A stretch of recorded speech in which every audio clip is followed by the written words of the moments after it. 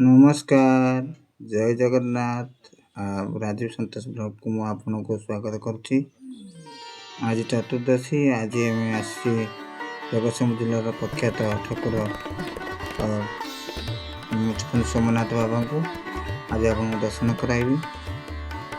ଚାଲନ୍ତୁ ଆମେ ସୋମନାଥ ବାବାଙ୍କୁ ଦର୍ଶନ କରିବା ଏବଂ ବାବାଙ୍କର କୃପା ହାସଲ କରିବା। ହେଉଛି ସୋମନାଥଙ୍କର ମୁଖ୍ୟ ମନ୍ଦିରକୁ ପ୍ରବେଶ କରିବା ପାଇଁ ବାଟ।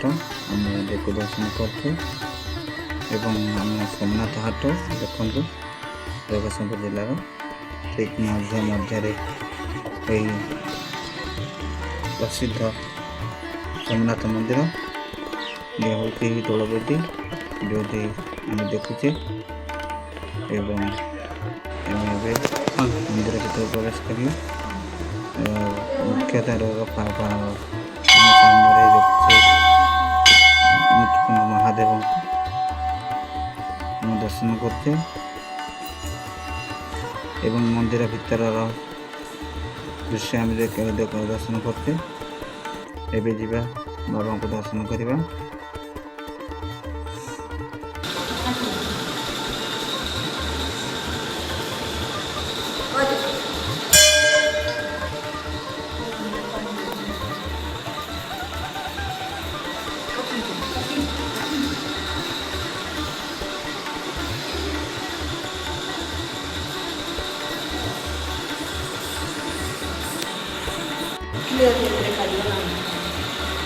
ओम नमः शिवाय नमः महादेवाय त्रिलोचनाय नमस्ताय वक्रतुंडाय गुरुवे महादेवाय नमो तदार गुरुनाथ नागेश गोत्र राजू गोत्र तो नागेश कृष्णा कालिको पर चले जाएगा थे हां चल चला औलिया चले जाएगा थे लक्ष्मी चले जाएगा थे पूजा या चले जाएगा थे पासन चले जाएगा तो मंत्र को अमीर चले को दार ईश्वरी सर्वदेश लोकावले चले स्नान देव को नमस्कार विष्णु सुना महाकाय सत्यात्मान भगवान को नमस्कार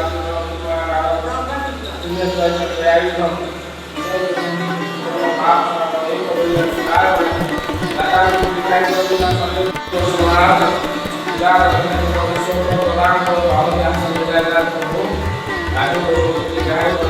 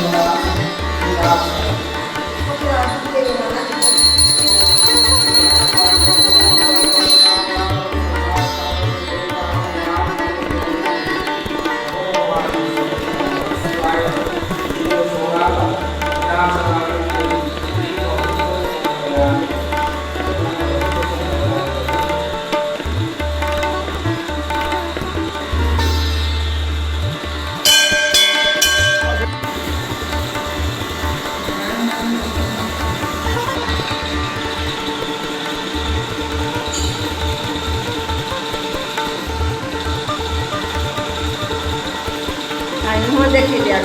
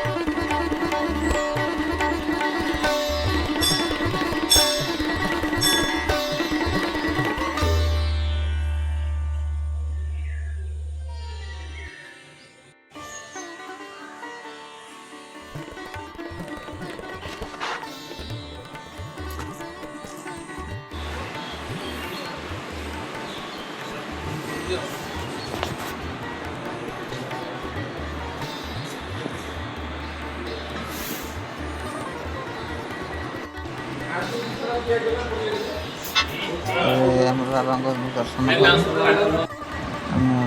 ବାବା ସୋମନାଥ ସମସ୍ତଙ୍କର ମଙ୍ଗଳ କରନ୍ତୁ ପ୍ରାର୍ଥନା କଲେ। ଭିଡ଼ିଓଟି ଭଲ ଲାଗୁଥିଲେ ଲାଇକ୍ ସେୟାର ସବସ୍କ୍ରାଇବ୍ କରନ୍ତୁ।